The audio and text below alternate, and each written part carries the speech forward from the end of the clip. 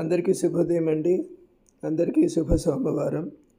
ఈ కార్తీక సోమవారం అంటే శివుడికి చాలా ప్రీతికరమైన రోజు. ఈ రోజున ఉపవాస దీక్ష తీసుకుని సాయంత్రం చంద్రదర్శనం అయిన తర్వాత అన్నప్రసాదం స్వీకరిస్తారు. ఈ సందర్భంగా చిన్న శివుడి ఒక స్తోత్రం చెప్పుకుందాం. అనాయాసేన మరణం వినా దైన్యేన జీవనం దేహాంతే తవ సాన్నిధ్యం దేహి మే పరమేశ్వర పరమేశ్వరి. ఓం నమః శివాయ. ఓం శ్రీ